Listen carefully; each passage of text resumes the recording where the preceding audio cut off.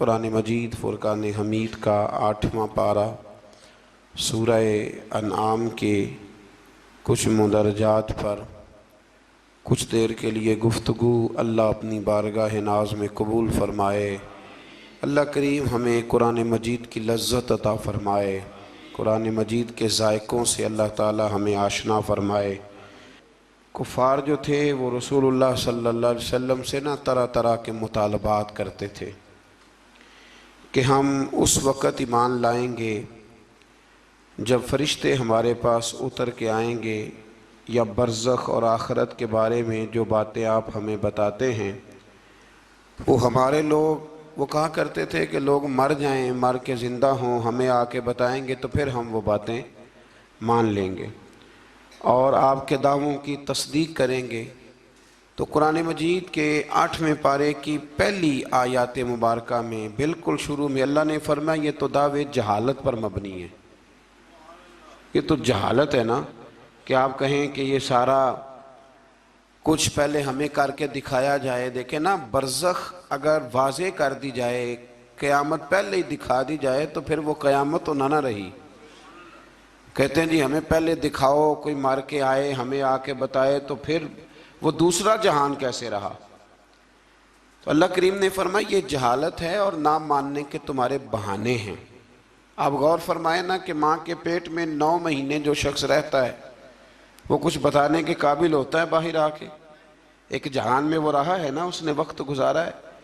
تو یہ ان کا بالکل باطل اور جھوٹا دعویٰ تھا۔ اللہ کریم نے اسے جہالت قرار دیا ہے اور ہیلہ بازی قرار دیا ہے۔ آج بھی بہت سارے لوگ کہتے ہیں کہ اگر چیزیں کھل کے ہمارے سامنے آ جائیں تو ہم ماننے کو تیار ہیں۔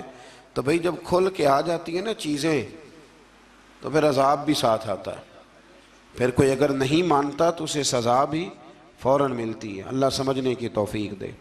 آیت نمبر 113 کے اندر رسول اللہ صلی اللہ علیہ وسلم کو تسلی دیتے ہوئے فرمایا، اور اسی طرح ہم نے ہر نبی کے لیے شیطان انسانوں اور جنوں کو دشمن بنایا ہے۔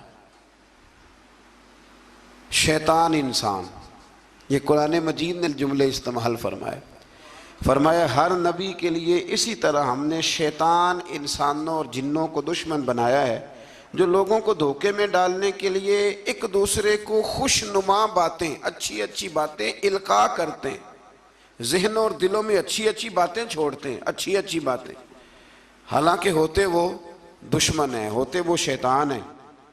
مزید فرمایا کہ وہ اس لیے کرتے ہیں تاکہ منکرین آخرت کے دلوں کو اپنی طرف مائل کر لیں۔ وہ خود لوگوں کو یہ بہانے سکھاتے ہیں اور خوشنما باتیں۔ آج بھی بہت سارے لوگ انسانی روپ میں آ کر کے لوگوں کو مختلف قسم کی باتیں بتلا کے انہیں گمراہ کرنے کی کوشش کرتے ہیں۔ ہمیں یہ سمجھ لینا چاہیے کہ بات انسان کی نہیں دیکھنی، سامنے والا کیا کہہ رہا ہے یہ نہیں ہم نے دیکھنا، ہم نے تو یہ دیکھنا ہے کہ رب کیا فرماتا ہے اور اللہ کے رسول کیا فرماتے ہیں۔ اللہ رسول کے فرمان کی روشنی میں جو شخص بات کرے گا اس کی بات کو قبول کیا جائے گا۔ آیت نمبر 118 سے لے کر 119 میں فرمایا کہ جس حلال جانور پر ذبح کے وقت اللہ کا نام نہ لیا جائے اسے نہ کھاؤ، اور جس پر نام لے لیا جائے اسے کھا لو۔ اور فرمایا کہ یہ جو حرام جانور ہے ان کی تفصیل ہم نے کھول کے بیان کر دی ہے، یہ تمہارے لیے جائز نہیں ہے۔ ہاں، حالت اضطراری میں ایسی حالت آ جائے کہ اب مر جاؤ گے بغیر مردار کھائے تو اب تمہارے لیے وہ کھانا جائز ہو جائے گا۔ یہ جو مردار اور حرام ہوتا ہے یہ صرف اس وقت جائز ہوتا ہے جب بندہ مر رہا ہو، لیکن انسان بالکل تندرست ہو اور بالکل وہ ٹھیک ٹھاک ہو پھر بھی حرام کھائے تو یہ اس کے لیے درست نہیں ہے۔ یہ تو مرنے لگے کچھ نہ ملے تو تب اس کے لیے جائز ہے۔ پھر اللہ تبارک و تعالیٰ نے ارشاد فرمایا کہ جو ظاہری گناہ ہیں وہ بھی چھوڑ دو، اور جو تمہارے باطن کے عیب ہیں نا، اندر کے چھپے جن کا کسی کو پتہ نہیں، وہ بھی چھوڑ دو۔ چھوڑ دو یہ عیب، مطلب ڈاکٹر آپ کو کہہ دیتا ہے کہ جناب آپ کی طبیعت خراب ہے تو گوشت چھوڑ دو، تو ڈاکٹر صاحب آپ تو یہ دیکھیں کہ مجھے بخار ہے تو آپ گوشت چھوڑنے کی بات کر رہے ہیں، میرے وجود پر زخم ہے تو آپ گوشت چھوڑنے کی بات کر رہے ہیں۔ تو ڈاکٹر کہتا ہے کہ ظاہری تندرستی تب ہوگی جب باطن میں آپ پرہیز کریں گے۔ تو رب فرماتا ہے مجھے تو پتہ ہے نا کہ تم کیوں الجھے ہوئے ہو، ظاہر کے گناہ بھی چھوڑ دو اور باطن کے گناہ بھی چھوڑ دو، اور جو گناہ نہیں چھوڑے گا تو جو کرے گا پھر اس کی سزا بھی پائے گا۔ آیت نمبر 123 میں فرمایا کہ وہ شخص جو گمراہی کے بعد ہدایت پا گیا اور قرآن کی ہدایت کی روشنی میں آگے بڑھ رہا ہے، اور وہ جو مسلسل گمراہی میں ہے، یہ دونوں برابر نہیں ہو سکتے۔ ایک جو ہدایت کے راستے پہ چل رہا ہے اور جو گمراہی کے راستے پہ چل رہا ہے، یہ دونوں برابر ہو سکتے، ان میں بڑا فرق ہے۔ آیت نمبر 124 میں اللہ تبارک و تعالیٰ نے ارشاد فرمایا کہ اسی طرح ہم نے ہر بستی میں اس کے مجرموں کو سردار بنایا ہے، اور وہ وہاں فریب کاری کریں اور ان کے دجل و فریب کا وبال انہی پر پڑے۔ انوکھی بات ہے ذرا۔ رب کریم فرماتے ہیں کہ ہم نے سردار کچھ ایسے بنائے ہیں کہ جو مجرم قسم کے لوگ ہیں، یعنی انہوں نے پہلے جرم بڑے کیے تھے تو اللہ نے سزا دینے کے لیے انہیں سردار بنا دیا ہے۔ اب بہت سارے لوگوں کا وبال ان پر پڑے گا، قوموں کا، اور وہ تباہ ہو جائیں گے۔ وہ کہتے پھرتے ہیں اللہ نے بڑی عزت دی ہے، حالانکہ یہ اللہ نے انہیں سزا دی ہے۔ دیکھیں نا، نبی کریم علیہ السلام نے فرمایا کہ جس شخص کو کہا گیا نا کہ فیصلہ کرو، منصف بنایا گیا، دو لوگوں کے درمیان اسے عدل کرنے کے لیے کہا گیا، فرمایا اسے تو بغیر چھری کے ذبح کر دیا گیا۔ کوئی آسان کام ہے فیصلے کرنا، عدل کرنا، لیکن یہاں بڑا شوق ہے، آپ کسی کو بھی اٹھ کے کہیں تجھے سیاست میں داخل کرائیں، ہر تیسرے آدمی کو، تو سب تیار ہیں، بالکل تیار بیٹھے ہیں، کسی کو کسی جگہ بھی آپ الیکشن میں اتار سکتے ہیں، ریڈی ہیں لوگ۔ لیکن فرمایا کہ مجرموں کو بعض جگہ پہ ہم نے سردار بنایا تاکہ ان پر بہت ساری چیزوں کا وبال۔ یہ قرآن پاک ہے، یہ 8واں سپارہ ہے، یہ سورہ انعام پڑھ رہا ہوں، یہ آیت نمبر 124 ہے، اور اس آیت کی اینک لگا کے پھر آپ دیکھیں کہ کتنے کتنے بڑے مجرم دنیا میں حکمران بنے ہوئے ہیں۔ یہ اینک لگا کے آپ دیکھیں گے تو آپ کو پتہ چلے گا۔ اسی طرح آیت نمبر 125 میں فرمایا جب ان کے پاس کوئی نشانی آتی ہے تو کہتے ہیں کہ ہم ہرگز ایمان نہیں لائیں گے حتیٰ کہ ہمیں بھی اسی کی مثل دیا جائے جس طرح کے رسولوں کو دیا گیا ہے۔ کہتے ہیں ہم پہ بھی وحی آئے، ہمارے پاس بھی فرشتہ آئے تو پھر ہم ایمان لائیں گے۔ تو رب فرماتا ہے یہ تو اللہ کو بہتر پتہ ہے نا کہ اس نے اپنے رسولوں کو کیا دینا ہے۔ اب یہاں یہ مسئلہ بن گیا کہ لوگ کہتے ہیں بعین ہی وہی چیز ہمیں بھی نظر آئے گی تو پھر ہم آگے بڑھیں گے۔ اللہ کریم نے فرمایا یہ رب کریم کو زیادہ پتہ ہے۔ آیت نمبر 126 کے اندر فرمایا سو اللہ جس کو ہدایت دے اس کا سینہ اسلام کے لیے کھول دیتا ہے، اور جس کو اللہ گمراہی مقدر فرماتا ہے یا فرمانا چاہتا ہے تو اس کے سینے کو قبول حق کے لیے گھٹا ہوا اور تنگ کر دیتا ہے۔ جب لوگ گناہ کرتے ہیں نا تو ان پر ہدایت کے راستے بند ہوتے ہیں۔ ان اللہ لا یہدی القوم الفاسقین، قرآن مجید نے ایک جگہ پہ کہا کہ اللہ فاسقوں کی قوم کو ہدایت نہیں دیتا۔ جب گناہ زیادہ انسان کرتا ہے تو اسے بڑی سزا یہ ملتی ہے کہ اللہ تبارک و تعالیٰ اس کے لیے ہدایت کا راستہ بند فرماتا ہے، اور جب انسان نیکیاں کرتا ہے، کوئی خیر کا کام کرتا ہے، پھر اللہ تبارک و تعالیٰ اس کے حق میں رحمت والے فیصلے فرماتا ہے۔ شیخ شہاب الدین سہروردی رحمۃ اللہ علیہ کا میں ایک کال پڑھ رہا تھا، کسی نے ان سے کہا کہ آپ اپنے آپ کو کیسا محسوس کرتے ہیں؟ تو فرماتے ہیں رب کو کوئی نیکی پسند آ گئی تھی تو اس نے مجھے ماں باپ بھی بڑے شانوں والے دیے، استاد بھی بڑے شاندار دیے، اور پھر رب نے میری غوث اعظم شیخ عبد القادر جیلانی سے ملاقات بھی کرا دی۔ تو جب آپ کو نیکی کرتے ہیں تو پھر اللہ آپ کو اچھے اچھے رستے ہدایت کے عطا کرتا ہے۔ آیت نمبر 130 میں فرمایا اسی طرح بعض ظالموں پر بعض کو مسلط کر دیتے ہیں کیونکہ وہ معصیت کے کام کرتے ہیں۔ کئی دفعہ ظالم پر ظالم بھی مسلط ہو جاتا ہے، کئی دفعہ ظالم پر جب آنکھیں کھلتی ہیں تو انہیں سمجھ آتی ہے اوہو یہ تو مجھ سے بھی بڑا ظالم ہے، تو مل جاتے ہیں۔ اللہ سچی توبہ کی توفیق عطا فرمائے۔ اسی طرح آیت نمبر 131 اور 32 میں اتمام حجت کے لیے اللہ کریم نے فرمایا کہ اے جنات اور انسانوں کے گروہ، کیا تمہارے پاس رسول نہیں آئے تھے جو تم پر میری آیات بیان کرتے اور تمہیں اس قیامت کے دن کی ملاقات سے ڈراتے وہ کہیں گے ہم خود اپنے خلاف گواہی دیتے ہیں، خود کہیں گے کہ ہاں ہاں ہم گواہی دیتے ہیں کہ ہم نے غلط کیا، اور انہیں دنیا کی زندگی نے فریب میں مبتلا کر رکھا ہے۔ یہ گواہی اس وجہ سے دی گئی کہ آپ کا رب بستیوں کو ظلماً ہلاک کرنے والا نہیں ہے۔ فرمایا پہلے اللہ ان سے گواہی طلب کرے گا کہ رسول آئے، تمہیں ڈرایا، وہ مانیں گے، اور قرآن یہ فرماتا ہے کہ اپنے خلاف گواہی دیں گے۔ اب اللہ تبارک و تعالیٰ انہیں سزا دے گا، اللہ کسی پر ظلم نہیں کرتا۔ آیت نمبر 137 میں مشرکین عرب کی جہالت کا ذکر ہے۔ جو فصل اللہ تعالیٰ اگاتا ہے اور جو مویشی اللہ پیدا فرماتا ہے، ان میں اللہ تعالیٰ کے ساتھ بتوں کو شریک کرتے، بلکہ بتوں کے حصے کو ضروری اور مقدس سمجھتے۔ اسی طرح اولاد کو قتل کرنا بھی مشرکین کی جہالت ہے۔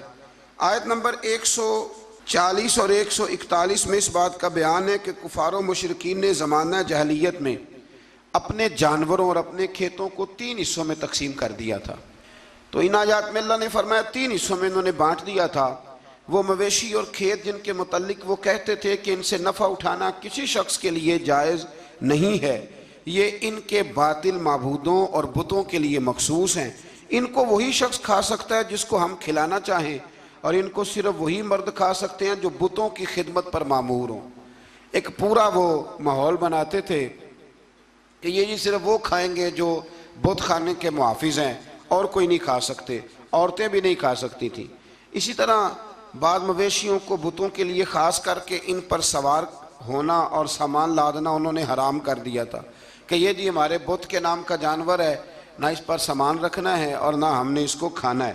اور بعض جانوروں پر وہ ذبح کے وقت اللہ کا نام ہی نہیں لیتے تھے، یعنی ان کو بتوں کے نام پہ ذبح کر کے ان کا استعمال ممنوع قرار دیتے تھے۔ قرآن نے بتایا کہ یہ ان کی خود ساختہ باتیں۔ ہمارے اندر یہاں فرق کرنا بڑا ضروری ہے۔ جب ہم کوئی جانور کسی مخصوص کام کے لیے مخصوص کرتے ہیں تو وہ دراصل اللہ کے لیے ہی ہوتا ہے۔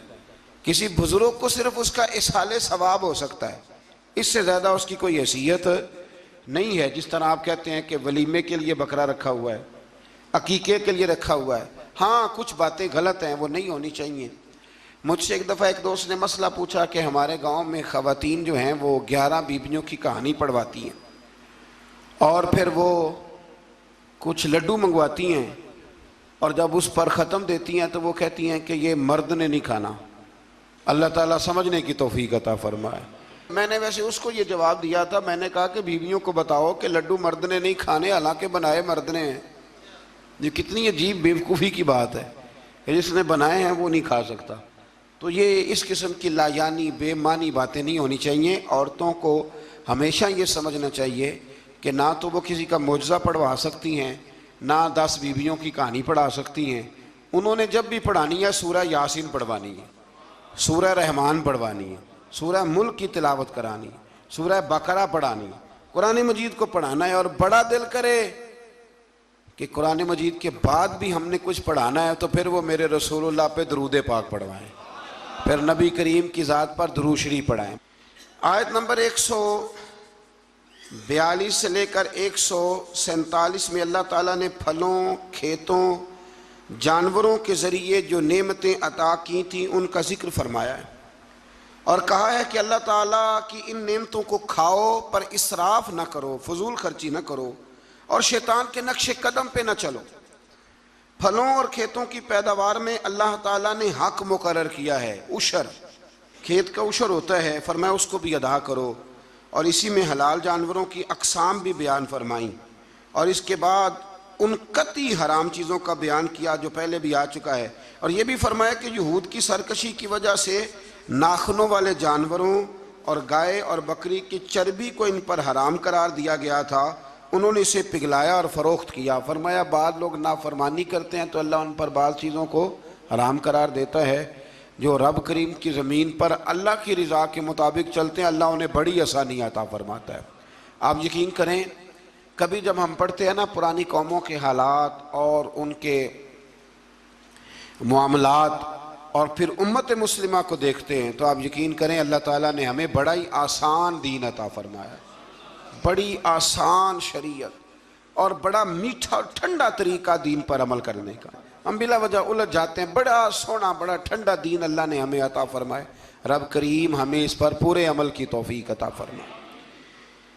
آیت نمبر 149 میں فرمایا کہ ہر دور کے منکرین جو انکار کرنے والے تھے ایک نفسیاتی حربے کو بیان کیا۔ وہ جو کچھ بھی کر رہے ہیں کہ یہ اللہ کی مشیت ہے، اگر وہ نہ چاہتا تو ہم یہ سب کچھ نہ کر پاتے۔ یہ اکثر لوگ کہتے ہیں کہ اگر اللہ نہ چاہتا تو ہم یہ کام نہ کرتے۔ یہ ایک نفسیاتی حربہ ہے کہ اللہ نے طاقت دی ہے نا جی، تو یہ ایک نفسیاتی، اس کا بیان اللہ کریم نے یہاں ان آیات مقدسہ میں فرمایا۔ در حقیقت بات یہ ہے کہ اللہ کی مشیت اور ہے اور اس کی رضا اور ہے۔ مثلا مجرم کو سزا دینا اس کی مشیت ہے، لیکن اس کی رضا میں ہے کہ کوئی اس کی نافرمانی نہ کرے۔ اگر سب کو جبری طور پر اطاعت کے رستے پر ڈالنا اللہ تعالیٰ کی مشیت ہوتی تو پھر کسی کی مجال نہ ہوتی کہ اس کا حکم نہ مانے۔ لیکن نا مشیت اور ہوتی ہے، رضا اور ہوتی ہے۔ اللہ کی یہ رضا نہیں کہ اس کے بندے دوزخ میں جائیں، لیکن اس نے قانون بنایا ہے کہ اگر تم نافرمانی کرو گے تو دوزخ میں، تو یہ رضا نہیں، یہ اللہ کی مشیت۔ تو یہ اللہ نے طاقت نہیں دی لوگوں کو، اس لیے نہیں دی تھی کہ وہ ظلم کریں، لیکن اگر انہوں نے ظلم کیا ہے تو اب انہیں سزا بھی ملے گی۔ تو یہ شخص نہ کوئی کہے کہ وہ اللہ کی دی ہوئی طاقت سے معاذ اللہ، یہ بہت سارے لوگ بیوقوفی والی باتیں کرتے ہیں۔ ایک دفعہ بزرگوں نے لکھا ہے کہ ایک شخص جو تھا وہ کسی کے باغ سے روز پھل توڑ کے کھا جایا کرتا تھا، تو مالک بڑا سیدھا سادہ تھا، تو مالک اس کو کہتا کہ بھئی تو روز میرے باغ سے پھل توڑ کے کھاتا ہے، تو وہ کہتا باغ بھی اللہ کا ہے، زمین بھی اللہ کی ہے، اور میں بندہ بھی اللہ کا ہوں۔ وہ چپ کر جاتا، سادہ آدمی تھا۔ بہت سارے لوگ کہتے ہیں نا جی آ کے، ایک صاحب مجھے کہنے لگے جی کل میرے ساتھ بڑا عجیب معاملہ ہوا، ایک بندے نے مجھے کہا تجھے قسم ہو اللہ کی جو جیب میں ہے سارا کچھ دے دے، اور میں نے کہا نہیں دینا چاہیے۔ تو وہ مجھے مشورہ دینے لگا، کہنے لگا حضرت جی اس نے اللہ کی قسم دی تھی۔ تو میں نے کہا مکان کتنے مرلے کا تیرا؟ کہنے لگا ہے 10 مرلے کا۔ کتنے کا ہے؟ کہنے لگا جی اللہ کا شکر ہے 60-70 لاکھ کا ہوگا۔ میں نے کہا ایک بندہ بلاؤں تجھے قسم دے تو اس کے نام رجسٹری کر دینا۔ کہنے لگے نہیں یہ نہیں ہو سکتا۔ تو میں نے کہا یہ کیسی کچی بات ہے کہ 500-700 کے لیے تجھے یاد ہے کہ یہ جائز ہے، لیکن وہ میرے دادا جی ایک بات کہا کرتے تھے، وہ دیہاتی لوگ ہوتے تھے تو دیہات کی مثالیں کئی دفعہ بڑی یاد رہ جاتی تھی۔ وہ کہا کرتے تھے کہ دودھ میں اور لسی میں مکھی گر جائے تو عورتیں اسے پھینک دیتی ہیں، لیکن اگر مکھن میں گر جائے نا تو پھر اس کو پھینکتی نہیں بلکہ مکھی نکال لیتی، کیونکہ گھی مہنگا ہوتا ہے نا تو لسی سستی ہوتی ہے۔ تو آپ چیزوں کو سمجھیں کہ ہمارا رویہ بڑا عجیب ہے معاملات کو سمجھنے کے حوالے سے۔ وہ بندہ بھی کہتا کہ جناب یہ پھل بھی اللہ کے تو باغ بھی اللہ کا تو میں بندہ بھی اللہ کا۔ بھولا آدمی تھا بیچارہ، چپ کر جاتا، کہتا تو ٹھیک ہے نا، کی پنجابی چاکی دا سی لبی شے خدا دی نہ تیلے دی، ختم ہو گئی بات۔ حالانکہ وہ کسی کی ہوتی ہے، تیلے پا دے کیوں نہیں ہوندی جی، وہ کسی دی حیثیت تانڈی کی ہے نا، لیکن بس ہمارا ذوق بن جاتا ہے کہ قابو آ گئی ہے تو قابو کرو معاذ اللہ۔ تو وہ بیچارہ بڑا پریشان تھا، تو ایک دن اس نے نا اپنے ایک شہر کے عالم سے بات کی۔ اس نے کہا کہ جناب وہ میرے ساتھ تو بڑی مصیبت بن گئی ہے، وہ روز پھل توڑ کے لے جاتا ہے اور کہتا ہے زمین بھی اللہ کی، باغ بھی اللہ کا، کھانے والا بندہ بھی اللہ کا۔ تو عالم کہنے لگے میں بھی تمہیں نسخہ دیتا ہوں، کل اس پہ استعمال کرنا۔ میں کہا ٹھیک ہے جی۔ وہ وقت پہ آ گیا باغ کا مالک، تو جب وہ آیا نا پھل توڑنے، اس نے پھل بڑے سیر ہو کے کھائے، اس نے کھانے کا موقع دیا۔ جب وہ فارغ ہو گیا اس نے اس کو رسی کے ساتھ درخت کے ساتھ باندھ لیا اور ڈنڈا پکڑ لیا، اور جب مارنے لگا تو کہنے لگا یہ کیا؟ کہنے لگا یہ چھڑی کی توفیق بھی اللہ کی، رسا بھی اللہ کا، باندھنے والا بندہ بھی اللہ کا، اب تجھے جو پھینٹی لگے گی وہ بھی اللہ کی دی ہوئی طاقت سے لگے گی معاذ اللہ، اب تو کھا۔ وہ کہنے لگا معاف کر دو، آج کے بعد یہ کام نہیں کروں گا۔ تو کہتے ہیں جی مشیت جی اللہ کی، اللہ نہ کرتا معاذ اللہ تو ہم، تو یہ ایک نفسیاتی جھوٹ ہے، اس کو آپ سمجھ لیں، آپ اس پر غور فرمائیں۔ تو یہاں بہت سارے لوگ یہ ظلم کرتے ہیں اور دین کی حدوں کو پامال کرتے ہیں۔ اللہ تعالی ہمیں سمجھنے کی توفیق عطا فرمائے۔ آیت نمبر 152 سے لے کر 161 تک میں اللہ تعالیٰ نے فرمایا، غالباً 9 باتوں کا حکم دیا ہے۔ سب سے پہلے ارشاد فرمایا کہ اللہ کے ساتھ کسی کو شریک نہ ٹھہرانا۔ دوسرے نمبر پہ فرمایا والدین کے ساتھ اچھا سلوک کرنا۔ تیسرے نمبر پہ فرمایا تنگ دستی کے خوف سے اولاد کو قتل نہ کرنا۔ اب تو بڑے بڑے لوگ عالم فاضل ہو کے کہتے ہیں بچے تھوڑے پیدا کرو، حالانکہ میرے نبی کریم علیہ السلام نے فرمایا اس عورت سے نکاح کرنا جو محبت زیادہ کرنے والی ہو اور بچے زیادہ پیدا کرنے والی ہو۔ تو یہاں معیار کیا ہے؟ تنگ دستی کے خوف سے اولاد کو قتل نہ کرو، اور فرمایا ظاہری اور چھپی ہوئی ہر قسم کی فحاشی سے بچو، اور نمبر 5 پہ فرمایا قتل ناحق نہ کرو، نمبر 6 پہ فرمایا یتیم کا مال ناجائز طریقے سے نہ کھاؤ، اور نمبر 7 فرمایا لین دین میں ناپ تول پورا کرو، 8 پہ فرمایا بلا تمیز سب کے ساتھ انصاف کرو، اور نمبر 9 میں ارشاد فرمایا کہ اللہ کے ساتھ کیے ہوئے وعدے کی پاسداری بھی کرو۔ تو اللہ تبارک و تعالیٰ نے ان 9 چیزوں کو بیان کیا، اور سمجھ لیں یہ خلاصہ بیان کیا میرے رب کریم نے، یہ پورے دین کا خلاصہ ہے۔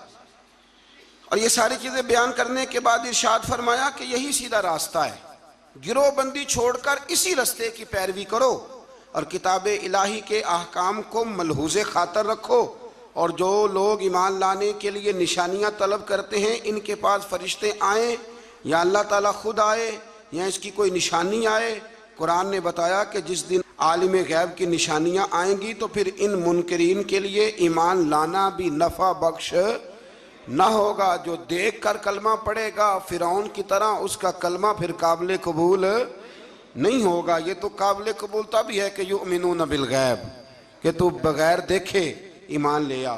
اور یہ بھی فرمایا کہ اے رسول جنہوں نے دین کو گروہوں میں بانٹ دیا ہے آپ کا ان سے کوئی تعلق نہیں ہے، جنہوں نے بانٹ دیا اللہ تبارک و تعالیٰ کے دین کو، یہودیوں نے عیسائیوں نے تقسیم کر دیا۔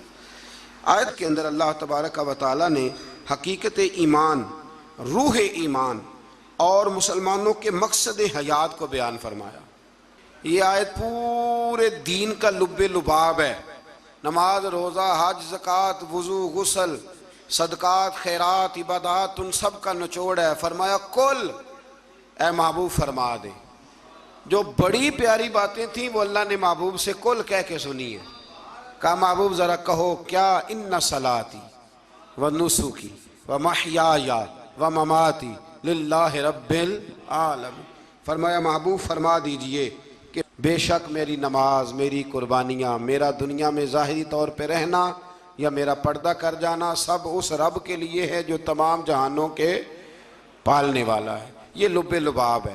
حضرت مجدد الفسانی رحمۃ اللہ علیہ فرمایا کرتے تھے 3 چیزوں کا نام دین ہے، علم، علم پر عمل، اور عمل میں اخلاص، ریاکاری نہ ہو۔ فرمایا 3 کام کر لے تیرا دین مکمل ہو جائے گا۔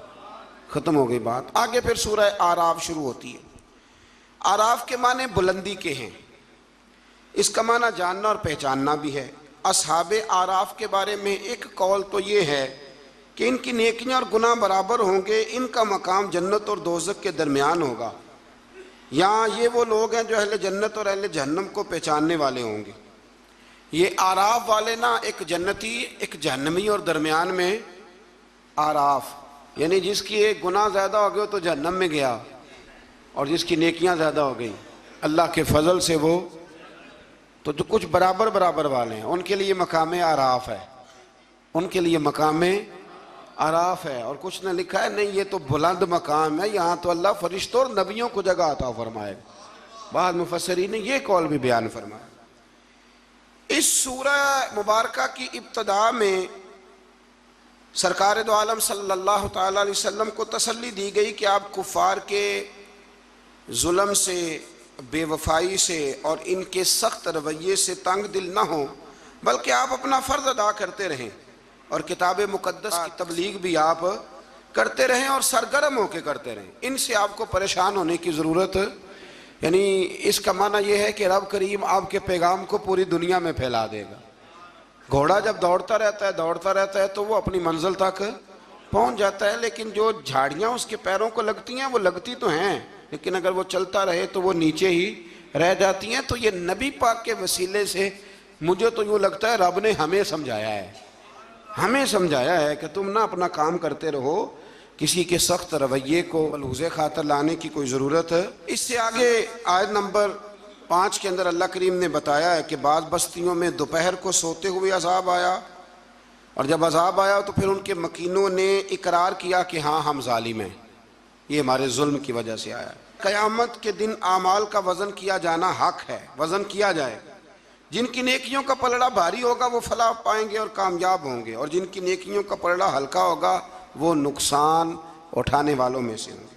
آج میں زمین میں انسان کے آباد کرنے اور ذرائع معاش مہیا کرنے کی نعمتوں کا ذکر فرمایا، اور فرمایا بہت کم لوگ ہیں جو شکر ادا کرتے ہیں، بڑے کم ہیں جو شکر ادا۔ اللہ فرماتا ہے شکر ادا کرنے والے تھوڑے ہیں، اور ناشکری کرنے والے آٹومیٹک بات ہے، ناشکری کرنے والے۔ اچھا وہ کبھی کبھی میں سوچتا ہوں کہ کبھی رجیا بندہ ملے نا، کوئی پیسے ہیں تو پاکستان میں جو لوگ دنیا کے مالداروں میں شامل ہو گئے ہیں نا، پاکستان کے نہیں، ایشیا کے نہیں، دنیا کے مالداروں میں، ان کے کاروبار بھی ابھی جاری ہیں، اور ابھی تو انہوں نے جھاڑو پکڑا ہوا ہے پیسے جمع کرنے کا، سیر ہونے کا کوئی جگہ کوئی مقام۔ آپ یقین کریں، ایک مشورہ چھوٹا سا، اس پہ عمل کر کے دیکھیں، کبھی نہ زندگی میں کبھی اللہ کی رضا کے لیے تھوڑی دیر کے لیے پیسوں کے دولت کے چکر سے نکل کے بھی دیکھیں، فقط شکر والا ذہن بنائیں۔ یعنی میری رائے یہ ہے کہ رمضان المبارک الحمدللہ 2 دن رہ گئے پہلا عشرہ ختم ہونے میں، یہ 2 دن پورے، صرف 2 دن، زیادہ کی طلب نہیں کرنی، بس جتنے پچھلے ملے ان پہ صرف شکر ہی کرنا ہے۔ اور بھائی سنو، فضل کی طلب تو ہر وقت کرنی ہے، لیکن پچھلے کا شکر ادا کریں۔ لَإِن شَكَرْتُمْ لَأَزِيدَنَّكُمْ، شکر کرنے سے نعمتیں محفوظ ہو جاتی ہیں اور اللہ ان میں اضافہ فرما دیتا ہے۔ اللہ سمجھنے کی توفیق عطا فرمائے۔ آیت نمبر 12 سے لے کر 28 تک پھر حضرت آدم علیہ السلام اور جناب حوا کا واقعہ، پھر شیطان کی وہ ساری بات۔ یہ واقعہ قرآن پاک میں کم و بیش 7 جگہ پہ بیان ہوا ہے۔ یہاں بھی بیان کیا گیا کہ اللہ تعالیٰ نے اس کو کہا سجدہ کر، پر اس نے سجدہ نہ کیا، اور نہ کرنے کے بعد پھر اس نے یہ کیا کہ حضرت آدم علیہ السلام کے پاس گیا اور ان سے بھی اجتہادی خطا کرائی۔ میں جو لفظ بول رہا ہوں اس پر غور کریں، اجتہادی خطا، یہ لفظ آپ نے یاد رکھنا ہے۔ یہ حضور نے فرمایا کہ مجتہد جو ہوتا ہے نا، جو بالغ نظر ہوتے ہیں لوگ، جن کی پوری نظر ہوتی ہے معاملات پہ، وہ اگر کبھی بھول جاتے ہیں تو اس کا مطلب ہے کہ وہ چیزوں کو سمجھنے میں کسی جگہ ان سے اگر بھول ہو گئی تو اللہ اسے ان کی سزا نہیں دیتا، بلکہ وہ ایک اجتہادی خطا ہے، خلاف اولا ہے۔ یہ کام حضرت آدم علیہ السلام سے بھی ہو گیا۔ وہ شیطان نے پھر جا کے ان سے کہا، جب وہ جنت میں چلے گئے تو ان سے جا کے کہنے لگا کہ آپ اگر جس درخت کا پھل کھانے سے اللہ نے روکا ہے، اگر آپ کھا لیں گے نا تو آپ میں حیات ملے گی، کبھی مریں گے نہیں۔ تو پھر وہ پھل انہوں نے کھا لیا۔ پھر آپ اس واقعے کی تفصیلات کو جانتے ہیں۔ ان آیات میں اللہ کریم نے بالخصوص یہ ذکر فرمایا ہے کہ پھر شیطان نے رب کریم سے کہا کہ مجھے مہلت دے تاکہ میں تیرے بندوں کو گمراہ کروں۔ اللہ نے اسے مہلت عطا کی۔ کب تک مہلت دی؟ اللہ تبارک و تعالی نے قیامت تک کے لیے مہلت عطا کی۔ تو میرے بھائی، شیطان مہلت لے کے آیا گمراہ کرنے۔ اب وہ تو آیا تھا گمراہ کرنے، تو اگر ہم اسے پکی دوستی کر لیں، یارانہ ہی کر لیں، ہم اس کو پہچانے ہی نہ اپنے دشمن کو۔ اور قرآن نے درجنوں جگہ پہ کہا کہ صرف دشمن نہیں، تمہارا کھلا ہوا دشمن ہے، اعلانیہ دشمنی کرتا ہے، اسے پہچانیں، اس کا خیال کریں، اس پر توجہ کریں۔ ہم ایسے بزرگوں کو بھی جانتے ہیں کہ جن کو شیطان سمجھتا تھا کہ ان پر ہمارا داؤ نہیں چل سکتا، سمجھتا تھا وہ، اور کچھ رب کے بندے ایسے جن سے ویسے ہی بھاگ جاتا ہے۔ حضور نے فرمایا میرا عمر جس گلی سے گزرے شیطان رستہ ہی بدل جاتا ہے۔ لیکن نا 2 قسم کے لوگ ہیں جن کو آپ خوش آمدید کہہ کے گلے لگاتے ہیں، اور کچھ ایسے ہیں جو آپ کو دیکھ کے رستہ بدل جاتے ہیں۔ میں کبھی کبھی بڑا خوش ہوتا ہوں، محلے کی کسی گلی سے گزرتا ہوں تو کسی بچے نے اونچی آواز کر کے ڈیک لگایا ہو تو چھوٹی کر دیتا ہے یا بند کر دیتا ہے، بلکہ کئی دفعہ بڑا لطف آتا ہے کہ وہ بچہ بند کر رہا ہے تو دوسرا اسے کہہ رہا ہے کی تکلیف ہے، کیوں بند کر رہا ہے؟ تو کہتا پیر صاحب گزر رہے ہیں، تھوڑی دیر ٹھہر جا۔ تو الحمدللہ تعالی ہم نے کیا کر لینا ہے، نہ بھی وہ کرے تو یہاں تو اپنے بچوں پہ اللہ ماشاءاللہ کم زور چلتا ہے لوگوں کا، تو پھر دوسرے کا بچہ حیا کرے۔ تو کچھ چیزیں ایسی ہوتی ہیں جن کی وجہ سے شیطان کو قابو کیا جا سکتا ہے۔ آیت نمبر 24 میں اللہ تعالیٰ نے بیان فرمایا ہے کہ پھر انہیں جنت سے زمین پہ اتارا گیا اور مقررہ مدت تک کے لیے یہاں رہنا ٹھہرایا گیا۔ پھر اللہ تعالیٰ نے مقصد لباس بیان کیا ہے کہ لباس پہننے کا کیا مقصد ہے۔ فرمایا ہم نے بنی آدم پر لباس اس لیے اتارا ہے کہ ان کی ستر پوشی ہو، ستر پوشی، پردہ ہو اور سامان زینت ہو، اچھے لگے لباس پہن۔ اور سب سے بہتر لباس تقوی کا لباس ہے، اس سے بندے کی زیادہ پردہ پوشی ہوتی۔ پھر بنی آدم کو متنبہ کیا گیا کہ شیطان کے مکر و فریب میں نہ آئیں، اس کو یہ ملکہ دیا گیا ہے کہ وہ تمہیں ہر جہت سے دیکھ لیتا ہے۔ اللہ تعالیٰ نے لباس پردے کے لیے دیا ہے اور زینت کے لیے دیا ہے۔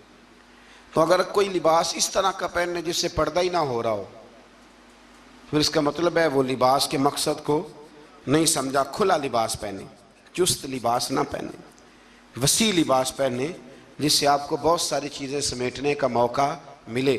گرمیاں شدید آئیں گی تو بہت سارے نوجوان شارٹ نکریں پہن کے وہ گھومیں گے، انہیں ڈرنا چاہیے اللہ تعالیٰ سے۔ میں پوچھتا ہوں کئی دفعہ بچوں سے کہ یہ تھوڑا سا جو آپ نے پاجامہ کاٹ لیا ہے تو اس سے کس قدر زیادہ آپ کی گرمی ختم ہو گئی ہے۔ سمجھے چیزوں کو، مطلب ہم جان بوجھ کے اس کام کی طرف لپکتے ہیں کہ جو کام بڑا ہی ناپسندیدہ ہے۔ اللہ تعالیٰ ہمیں سمجھنے کی توفیق عطا فرمائے۔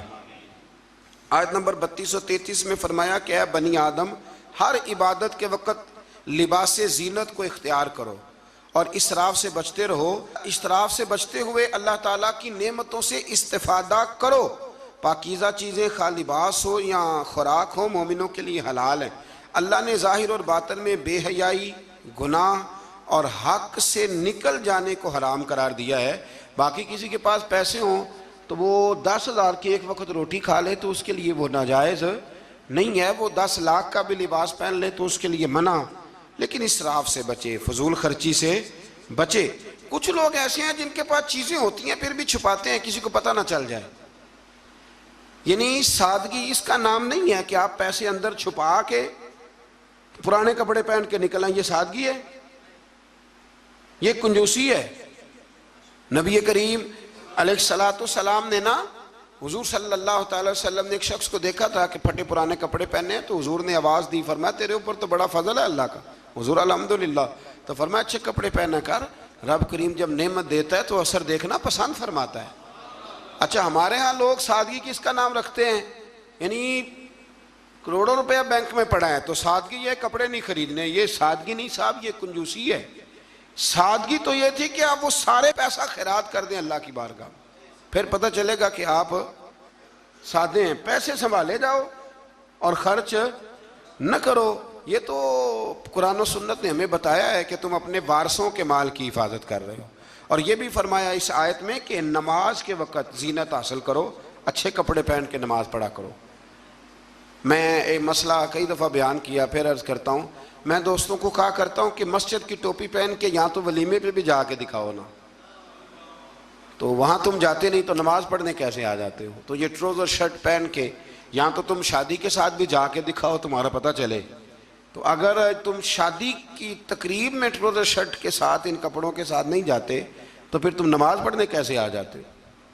لوگوں کی محفل میں جانا پسند نہیں کرتے تو اللہ کی بارگاہ میں کیسے پسند کر لیا؟ ایک نعت خان صاحب کو ایک دن میں نے دیکھا، بڑا شاندار ویسٹ کوٹ پگڑی اور بڑا خوبصورت لباس محفل میں پھر کچھ دنوں کے بعد ایک شادی میں ملاقات ہو گئی تو ان کا حال ہی بڑا برا تھا۔ اینک بھی کچھ لوگ مطلب لگا لیتے ہیں، مجھے نہیں سمجھ آتی کالی اینک کا کیا ترجمہ ہے، وہ لگا لیتے ہیں، کالی اینک لگائی ہوئی ہے اور جناب بال بڑے شاندار۔ تو مجھے مل گئی تو میں نے السلام علیکم کے ساتھ ہی کہا، میں نے کہا عاشق رسول صاحب کیا حال چال ہے؟ ماشاءاللہ۔ بڑا گھور کے دیکھنے لگے، کہنے لگے پیر صاحب، میں نے کہا خدا کے بندے مجھے بھی دیکھ اور اپنے آپ کو بھی دیکھ، میں الحمدللہ تمہیں جس طرح محفل میں ملوں گا شادی کی تقریب میں بھی اسی طرح ہی ملوں گا۔ یہ کیا بات ہوئی کہ آپ تھوڑا سا رویہ آپ کا بدل جائے جب تھوڑا ادھر ادھر دائیں بائیں جانا ہو؟ یہ کوئی مطلب نہیں ہے۔ اچھا لباس پہن کے آپ نماز پڑھیں گے۔ آیت میں رسول کرام جتنے بھی اللہ کے رسول آئے ان کی اطاعت کرنے والے کو تقوی اور عمل صالح کرنے والے کو جنت کی بشارت، جبکہ کفر تکذیب کرنے والے کو جہنم کی وعید سنائی گئی۔ آیت نے فرمایا کہ اللہ تعالیٰ کی آیات کو جھٹلانے والے اور تکبر کرنے والوں کے لیے آسمان کے دروازے نہیں کھولے جائیں گے، اللہ اکبر، اور نہ ہی وہ جنت میں داخل کیے جائیں گے۔ آیت نمبر 44 میں فرمایا اللہ تعالیٰ نے اہل جنت کے دلوں سے کینہ نکال دیا ہے۔ وہ ہدایت پانے والے اللہ کا شکر ادا کرتے ہیں کیونکہ اسی کے فضل سے ہدایت ملتی ہے۔ جنتیوں کے دلوں میں کینہ، تو نیچے دیکھ کے خیال کر لیں، اگر تو کسی کا کینہ نہیں تو انشاءاللہ جنتی ہے، اور اگر کوئی رولا ہے تو پھر بھی میں فتویٰ نہیں دیتا، صرف یہ مشورہ دیتا ہوں کہ رولا دور کر لو، وہ جو اندر معاملہ ہے اس معاملے کو ختم کر لو۔ اللہ سمجھنے کی توفیق عطا فرمائے۔ آیت نمبر 45 کے اور اس کے بعد کی آیات میں فرمایا اللہ تعالیٰ نے کہ آخرت میں جنتی جہنمیوں کو پکاریں گے کہ ہم نے تو اپنے رب کے وعدے کو سچا پایا ہے، بتاؤ تم نے کیسے پایا؟ جنتی جہنمیوں سے پوچھیں گے۔ تو ان دونوں کے درمیان سے ایک پکارنے والا پکارے گا کہ ظالموں پر اللہ کی لعنت ہو۔ مزید فرمایا کہ جنتیوں اور جہنمیوں کے درمیان حجاب ہوگا، اور اہل اعراف دونوں گروہوں کو ان کی نشانیوں سے پہچانیں گے، اور جنتیوں کو سلام کریں گے اور جہنمیوں سے کہیں گے کہ تمہاری جماعت اور تمہارا تکبر، تمہاری جماعت، وہ جس جماعت کے تم لیڈر تھے، سربراہ تھے، جس برادری کے تم چیئرمین تھے، تمہاری جماعت اور تمہارا تکبر آج تمہارے کسی کام نہ آیا۔ جہنمی جنتیوں سے استدعا کریں گے، گزارش کریں گے کہ ہم پر تھوڑا سا پانی انڈیل دو، تھوڑا سا انڈیل دو، اور جو نعمتیں تمہیں عطا ہوئی ہیں ان میں سے تھوڑا سا ہمیں بھی دے دو۔ مگر اللہ تعالیٰ نے فرمایا کہ یہ چیزیں کافروں پر حرام ہیں، ان کے لیے ہیں ہی نہیں۔ اور جن لوگوں نے دین کو کھیل تماشا سمجھ رکھا ہے، اللہ ان سے فرمائے گا جس طرح تم نے قیامت کے دن کو فراموش کر رکھا تھا، آج ہم تمہیں نظر انداز کر دیتے۔ آیت میں اللہ تعالیٰ کی قدرت کی نشانیوں کا بیان فرمایا، اور اس کے بعد فرمایا اپنے رب کو گڑ گڑا کر چپ کے اس کے عذاب سے ڈرتے رہو، یعنی اپنے رب کو جب پکارو تو گڑ گڑا کے پکارو اور اس کے عذاب سے ڈرتے رہو، اس کی رحمت کے یقین رکھتے ہوئے، اور زمین میں اصلاح کے بعد فساد۔ آیت کے اندر اللہ تعالیٰ نے باران رحمت یعنی بارش کے نظام کے بارے میں بتایا کہ اس کی حکم سے ہوائیں پانی سے بھرے ہوئے بادلوں کو چلا کر لے جاتی ہیں اور بنجر زمین پر برسا کر اس میں اللہ کی نعمتیں پیدا کر دیتی ہیں۔ سبحان اللہ۔ فرمایا ہوائیں بھی میں ہی چلاتا ہوں، بارشیں بھی میں ہی برساتا ہوں، اور تمہاری بنجر زمین کو آباد بھی میں ہی کرتا ہوں۔ تم آتے ہو تو فصل باندھ کے نکل جاتے ہو، پھر کو کہنا عشر دے دو تو کہتا ہے خرچے نہیں پورے ہوندے، پھر سب ادھر الجھ جاتے۔ اسی طرح مردوں کو دوبارہ زندہ فرمائے گا۔ پھر فرمایا کہ اچھی زمین اللہ کے حکم سے سبزہ اگاتی ہے اور خراب زمین باغ و بہار نہیں لاتی۔ یہ مثالیں دے کے قرآن یہ بتاتا ہے کہ انسان کے دل و دماغ کی زمین کا حال بھی ایسا ہی ہے، یعنی پاکیزہ دل و دماغ میں ایمان قرار پاتا ہے اور اعمال کے ثمرات پیدا ہوتے ہیں، جبکہ خبیث دل و دماغ میں خیر کے پھل اور پھول پیدا نہیں ہوتے۔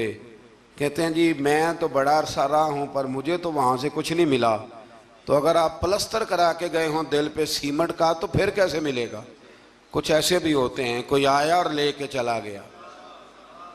ہاں، زمین سرسبز و شاداب ہونی چاہیے۔ ابو جال نے نا پکی چپس کرائی تھی، اوپر ٹائلیں لگوائی ہوئی تھی، تو سامنے آیتیں آتی رہیں پر اسے کوئی اثر نہ ہوا۔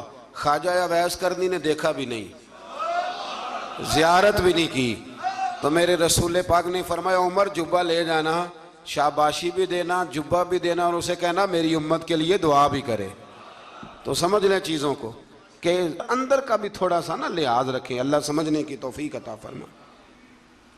آیت نمبر 60 میں حضرت نوح علیہ السلام اور ان کی قوم کے حالات بیان کیے گئے کہ ان کی قوم کے سرداروں نے کہا کہ معاذ اللہ آپ تو کھلی گمراہی پہ ہیں۔ سردار نبی کو کہہ رہے ہیں کہ آپ گمراہ ہو گئے، سردار نبی کو۔ اگر حضرت نوح کی قوم کے سردار نبی کو کہہ سکتے ہیں کہ تم گمراہ ہو گئے، تو اگر آج کے سردار کسی مولوی کو کہہ دیں تو ان کو کوئی ٹینشن لینے کی ضرورت، یہ سرداروں کا طریقہ پرانا چلا آ رہا ہے، کہہ دیتے ہیں۔ حضرت نوح علیہ السلام نے فرمایا میں تو اللہ کا رسول ہوں اور میرا کام تمہاری خیر خواہی ہے اور تم تک دعوت حق کو پہنچانا ہے۔ اس کے بعد قوم نوح کی تکذیب، طوفان نوح اور نوح علیہ السلام اور ان کے ساتھ کشتی میں سوار افراد کے سوا سب کے غرق ہونے کا ذکر بھی اللہ تعالیٰ نے بیان فرمایا۔ پھر آیت نمبر 66 میں حضرت ہود علیہ السلام اور ان کی قوم عاد کا ذکر ہے۔ قوم عاد نے بھی اللہ کے نبی پر طعن کیا معاذ اللہ، اور کہا کہ آپ حماقت میں مبتلا ہیں معاذ اللہ، آپ تو احمق ہیں معاذ اللہ ثم معاذ اللہ، نقل کفر نہ باشا۔ پھر ہود علیہ السلام نے اپنی قوم کو وہی جواب دیا جو نوح علیہ السلام نے اپنی قوم کو دیا تھا۔ حضرت ہود نے قوم عاد کو انعامات الہیہ کا شکر ادا کرنے کی تلقین کی، انہوں نے انکار کر دیا، چنانچہ ان پر اللہ کا عذاب اور غضب نازل ہوا۔ آیات الہی کو جھٹلانے والوں کا اللہ تعالیٰ نے دنیا سے صفائی فرما دیا، ختم ہی ہو گئی حضرت ہود کی قوم۔ پھر حضرت صالح علیہ السلام اور ان کی قوم سمود کا ذکر ہے۔ قوم سمود کے مطالبے پر اللہ تعالیٰ نے حضرت صالح کو معجزے کے طور پر چٹان سے حاملہ اونٹنی، یہ بھی انوکھی بات ہے، چٹان سے اونٹنی نکلی اور نکلی بھی حاملہ۔ حاملہ اونٹنی کو پیدا کیا اور انہیں حکم دیا کہ اسے چرنے کے لیے آزاد چھوڑ دیا جائے۔ قوم سمود کے لوگ بڑے طاقتور تھے، یہ نرم زمین میں محلات بناتے اور پہاڑوں کو تراش کر ان میں گھر بناتے تھے، اتنی اللہ نے قوت دی تھی، گویا ان کو اپنی طاقت پر بڑا ناز تھا۔ پھر قوم سمود نے اللہ کے حکم کی نافرمانی کی اور اونٹنی کی کونچیں کاٹ ڈالیں۔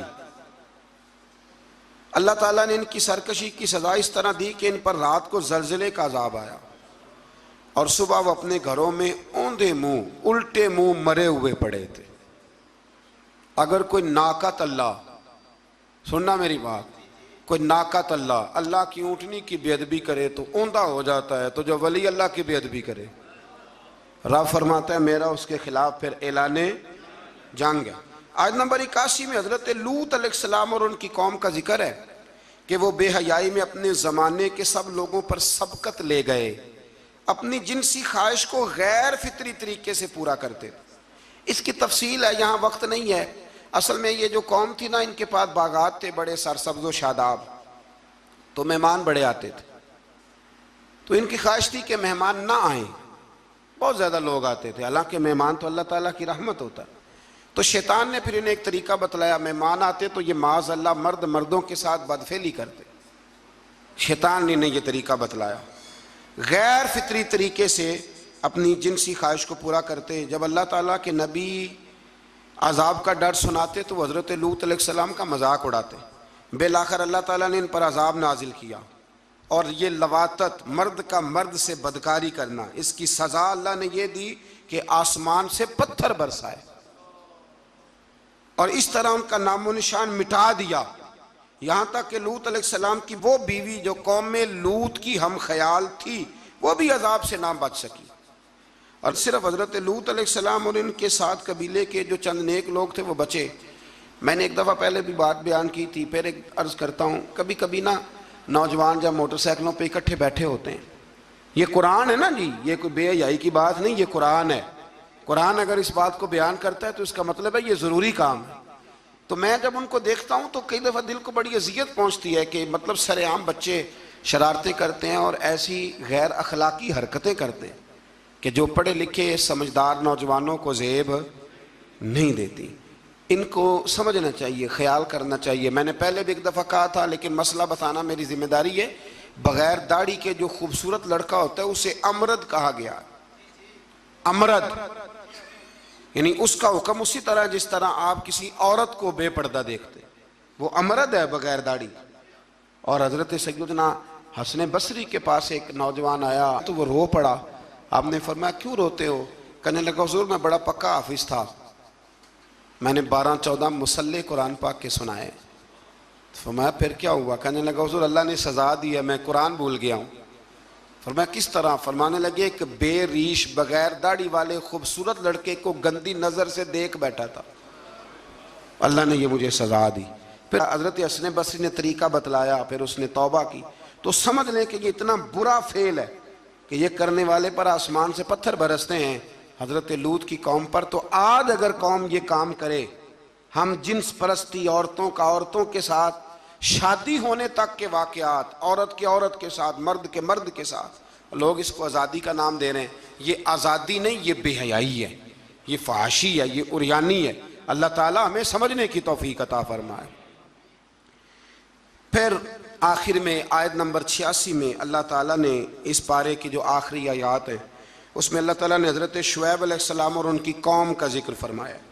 قرآن نے بیان کیا کہ ان کی ناپاک خصلتیں یہ تھی کہ وہ ناپ تول میں ڈنڈی مارتے تھے، یعنی رمضان المبارک کے اندر بھی مقناطیس نکل آتا ہے ترازوؤں کے نیچے سے، رمضان میں آپ سمجھ لیں مقناطیس نکل رہا ہے ترازوؤں کے نیچے، یہ حال ہے۔ ڈنڈی مارتی تھی شعیب علیہ السلام کی قوم، اور دوسروں کی چیزیں کم تول کے دیتے تھے، اور راستے میں بیٹھ کر اہل ایمان کو ڈراتے اور انہیں راہ راستے روکتے۔ انہیں بھی کہا گیا کہ فساد فی الارض سے باز آؤ اور اپنی پہلی سرکش امتوں کا انجام دیکھ لو، لیکن وہ بھی باز نہ آئے تو پھر اللہ نے ان پر بھی عذاب نازل فرمایا۔ اللہ تعالیٰ آسانی عطا کرے۔ آخر دعوانا الحمد۔